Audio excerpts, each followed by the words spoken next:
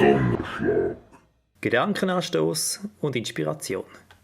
Der Donnerschlag vom März 2022, gesprochen und geschrieben vom Flo. Einsamkeit ist ansteckend und tödlich. So lautet das Fazit vom Psychiater und Hirnforscher Manfred Spitzer in seinem Buch «Einsamkeit, die unerkannte Krankheit».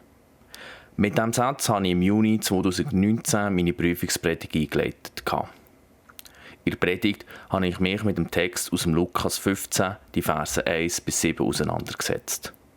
Der Titel zu meiner Predigt hat «Jesus und die Ausgegrenzten» geheissen.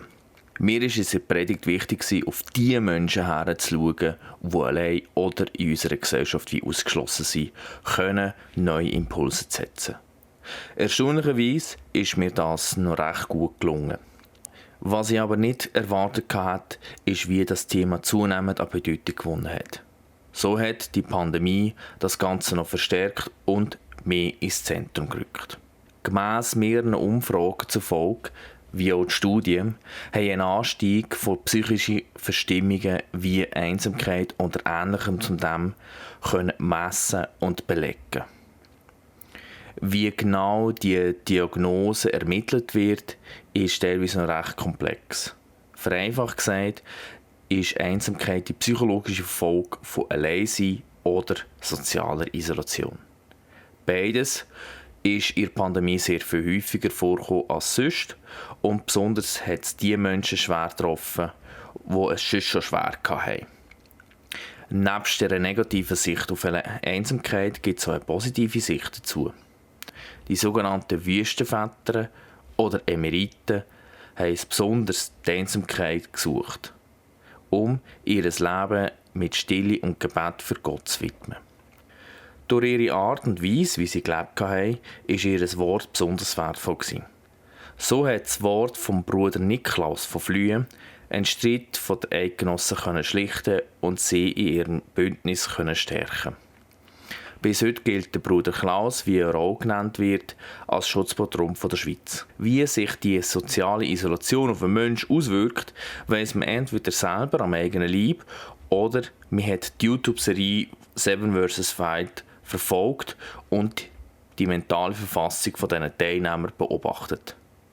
Die meisten von ihnen haben in ihrer Isolation und das unabhängig voneinander Beziehung zu ihren geliebten Mitmenschen als das höchste Gut anerkannt. Durch die Erfahrung, die sie gemacht haben, ist den meisten wirklich sehr klar geworden, wie wichtig der soziale Kontakt zu den anderen ist. Dass alle etwa ungefähr das Gleiche gesehen haben, hat mich sehr erstaunt. Auch wenn die Pandemie vieles auf den Kopf stellt und unser Leben eingeschränkt hat, soll das Corona nicht das letzte Wort haben. An meinem eigenen Leib musste ich erfahren, wie es in meinem Inneren gewühlt hat. Ein Gefühl von einer Leere hat sich in mir innen breit gemacht. Ständig musste ich mit verschiedenen Emotionen kämpfen. Es war wirklich mühsam. Ich habe nicht mehr recht gewusst, wieso. Aber ich musste erkennen, ich muss etwas machen. Ich muss etwas ändern. So ist mir spontan die Idee gekommen, hey, allen, die ich kenne, möchte ich gerne zum Geburtstag ein Geburtstags-SMS schicken. Es ist vielleicht etwas mega Kleines. Aber es hat mir gut getan. Ich konnte so wieder eine innere Hoffnung spüren und so wieder nach vorne schauen. Ich bin so mit Leuten wieder in Kontakt gekommen, wo ich seit vielen Jahren kein Wort mehr gewechselt habe. Und das hat gut getan. Ich möchte hier und heute ermutigen, einen Schritt zu machen. Denke an 2 Personen aus deinem Umfeld, wo du seit längerem kein Wort mehr gewechselt hast. Und schreibe ihnen ein SMS mit einem ganz einfachen Satz. Hey, ich habe heute an dich gedacht und mir nimmt es Wunder, wie es dir so geht. Liebe Grüße, bis gesegnet. Wenn du mutiger bist, dann lüt doch an und telefoniere einfach. Egal was.